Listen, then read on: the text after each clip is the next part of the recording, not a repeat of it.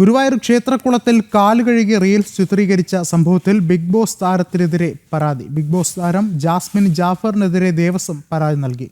ഗുരുവായൂർ ക്ഷേത്രത്തിന്റെ തീർത്ഥക്കുളത്തിലാണ് കാൽ കഴുകിയുള്ള റീൽസ് ചിത്രീകരണം ഉണ്ടായത്. ക്ഷേത്രത്തിന്റെ ഭാഗമെന്ന നിലയ്ക്ക് ക്ഷേത്രക്കുളത്തിൽ വീഡിയോ ചിത്രീകരണത്തിന് നേരത്തെ തന്നെ വിലക്കുണ്ട്. 3 ദിവസം മുൻപാണ് ജാസ്മിൻ ഈ ഒരു വീഡിയോ സമൂഹ മാധ്യമത്തിൽ പോസ്റ്റ് ചെയ്തിട്ടുള്ളത്. കൂടുതൽ വിവരങ്ങളുമായി സാനു കെ സജീവ ചേരുന്നുണ്ട്. സാനു, എന്താണ് നിലവിലെ സ്ഥിതിഗതികൾ? വിഷ്ണു, ജാസ്മിൻ അതായത് ബിഗ് ബോസ് താരമായിട്ടുള്ള ജാസ്മിൻ ജാഫറിന്റെ നേതൃത്വത്തിലാണ് ഒരു 3 ദിവസം മുൻപേ ഗുരുവായൂർ ക്ഷേത്രത്തിലെ തീർത്ഥക്കുളത്തില് റീൽസ് ചിത്രീകരിച്ചിരിക്കുന്നത്.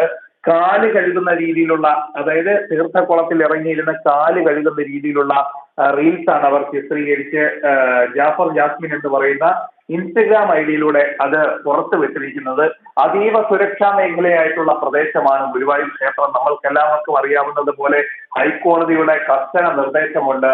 ഫോണും അതേപോലെ മാധ്യമങ്ങൾക്കടക്കം വലിയ വിലക്ക് ഏർപ്പെടുത്തിയിരിക്കുന്ന ഒരു പ്രദേശമാണ് ഗുരുവായൂർ ക്ഷേത്രവും അതുമായി ബന്ധപ്പെട്ട് നിൽക്കുന്ന പരിസര പ്രദേശങ്ങളും. അത്രയ്ക്കും തന്ത്രപ്രധാനമായിട്ടുള്ള മേഖലയായിട്ട് കൂടി കണക്കാക്കിക്കൊണ്ടാണ് കോടതി അവിടെ മൊബൈൽ ഫോണുകൾക്കും ഒപ്പം തന്നെ മാധ്യമങ്ങൾക്കും അടക്കം ആ പ്രദേശത്ത് വലിയ വിലക്ക് ഏർപ്പെടുത്തിയിട്ടുള്ളത്. അവിടെ മൊബൈൽ ഫോൺ ഉപയോഗിക്കുകയോ അതുപോലൊക്കെ വീഡിയോ ദൃശ്യങ്ങളടക്കം ചിത്രീകരിക്കുന്നതിനടക്കം അവിടെ വിലക്കുണ്ട്. ഒപ്പം തന്നെ അത്തരത്തിൽ എന്തെങ്കിലും നടപടി ഉണ്ടായാൽ അവരെ കോടതി നടപടികൾക്ക് വിധേയമാക്കും എന്നാണ് അറിയിച്ചിട്ടുള്ളത്. എന്തായാലും ഈ റീൽസ് ചിത്രീകരണം അതീവ സുരക്ഷാ വീഴ്ച എന്ന നിലയിൽ കണ്ടുകൊണ്ടാണ് ഗുരുവായൂർ ദേവസ്വം ഇപ്പോൾ പോലീസിൽ പരാതി നൽകിയിട്ടുള്ളത്.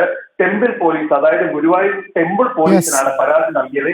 ഈ പരാതി ലഭിച്ച ഉടൻ തന്നെ പോലീസ് ഈ പരാതി അവർ കോടതിയിലേക്ക് കൈമാറിയിരിക്കുകയാണ്.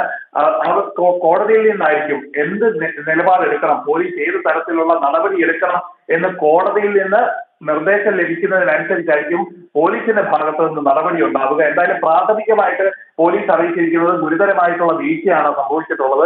അതുപോലെ തന്നെ പോലീസിന് അതിൽ നേരിട്ട് നടപടി എടുക്കുന്നതിൽ ചില ബുദ്ധിമുട്ടുകളുണ്ട്. അതുകൊണ്ടാണ് അവർ അത് കോടതിയിലേക്ക് കൈമാറിയിരിക്കുന്നത്. കോടതിയിൽ നിന്നുള്ള നിർദ്ദേശപ്രകാരമായിരിക്കും മറ്റ് നടപടികൾ ഉണ്ടാവുക. എന്തായാലും ഹൈക്കോടതിയുടെയൊക്കെ നിർദ്ദേശമുള്ളതിനാൽ പോലീസ് വളരെ ജാഗ്രതയോടുകൂടിയാണ് ഈ വിഷയത്തിൽ ഇടപെട്ടിട്ടുള്ളത്. ശരി, സാനു ആണ് വിവരങ്ങൾ നൽകിയത്.